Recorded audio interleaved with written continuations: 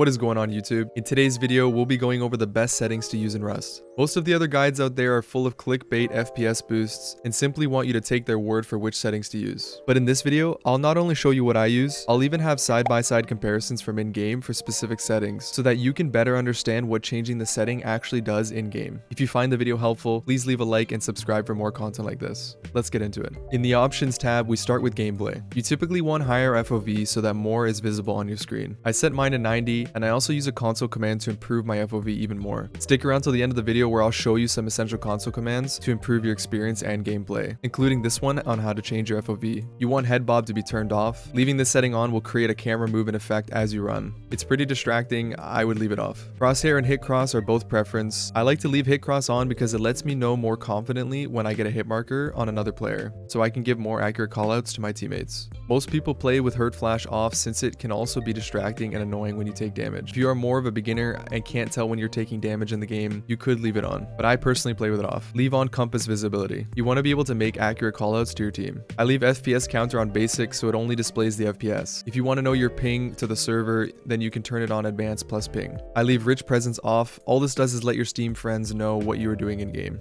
Censorship is going to be largely preference based. It will not really affect how the game runs at all. So go through them and decide which ones you want to leave on, or you can also just copy what I have. Max Gibs is very important because it measures how much debris will be shown when an object is destroyed. Let me show you how it works. With Max Gibs turned all the way up, this is what it looks like when you destroy Twig.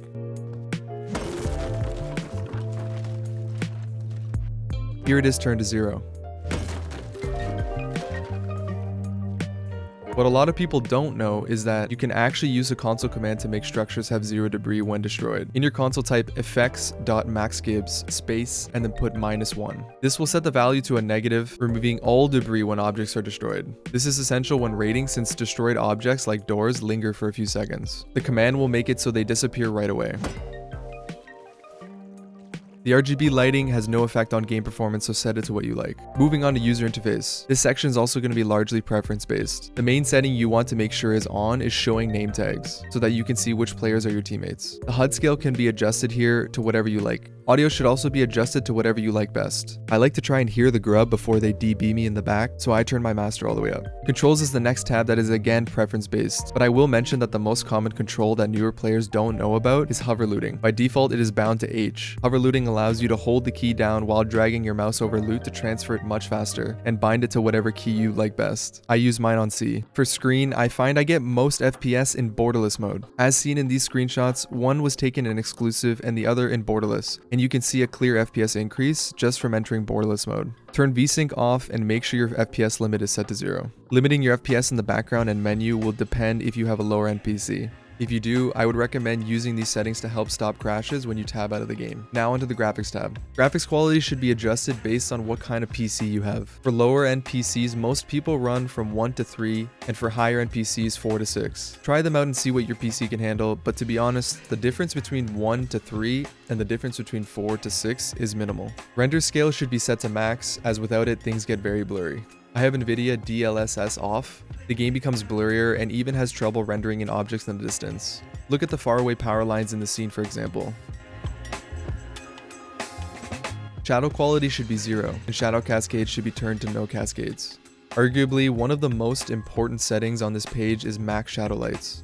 This setting needs to be set to 0, otherwise you are putting yourself at a disadvantage at nighttime. Setting it to 0 allows light to pass through walls so you can see better. In this example, the campfire on the other side of the wall is on. Now if I turn max shadow lights up, look what happens. This is the same room and the campfire is still on. I can't tell you how many people I've seen that still play with this setting turned up. Make sure you put it to 0. I put water quality and reflections to 0 because I find it is less distracting and easier to see. Here's what it looks like on and off.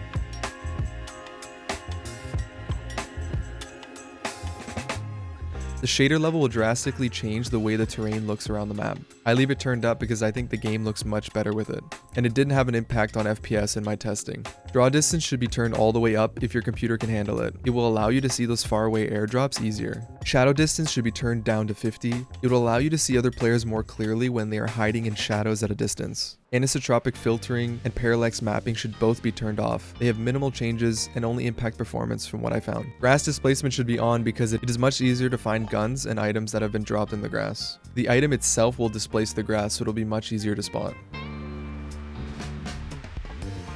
Grass shadow should be turned off, and I have NVIDIA reflex mode on plus boost because I find it helps slightly with the latency. Now onto mesh quality. How you adjust these settings is highly debated. A lot of people will tell you to only leave particle and tree quality at half and max tree meshes at half as well. After running some tests, I found that the biggest difference in adjusting these settings come from the tree quality and max tree meshes. Leaving them turned up resulted in cleaner looking trees that I felt I could see through more. With max tree meshes turned down, the trees become blocky and they would pop into render from very close up, and it gets very distracting as you run around. I've left mine turned all the way up and didn't get an FPS hit from it, nor did I gain FPS from turning them down. So experiment with it yourself, but I recommend at least having tree quality and max tree meshes turned all the way up. For image effects, I have these all off. Anti-aliasing makes the game look blurry. Some people play with sharpen on, but I'm not a fan of it personally. These don't really have a big performance hit, so adjust them as you like. For experimental, the only one that should be on is optimized loading, if you have a decent computer with an SSD. I ran a test to see if turning on the partial actually made me load in faster, and it only made it about 7 seconds faster than having the setting off. If you have the computer to run it, you might as well leave it on. Now that we have settings completed, it's time to show you some of those console commands that I use. The first is changing your FOV scaling. Here's the FOV turned down. Here's the FOV turned all the way up. And if you go into console and type in graphics.vm_FOV_scale space false, this is how I play. I find it looks much cleaner.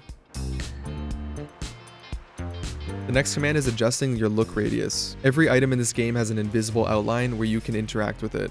As shown here, the distance of which I can open the box by default is about here. But we can change this by typing in client.lookatradius and making it 0.1 instead of 0.2. This will make interacting with objects more precise, allowing you to do things like upgrading tricky walls when objects are in front. You can even increase it to make picking things up in the wild like mushrooms much easier. The final console command that is very helpful is input.autocrouch :true. This will make it so that your character automatically crouches when they are obstructed by something above them. This is me making these crouch jumps without even holding my crouch button. You'll be able to make jumps like this much easier. And there you have it, settings that will make your Rust experience better and will hopefully improve your FPS in game. Make sure you leave a like and subscribe for more content like this. If you have any questions, leave them below in the comments or join my community Discord and you can ask me there. I'm also probably live streaming Rust right now on Twitch, so click the link in the description and follow there. Until next time, Kalenichta from the Greek Man.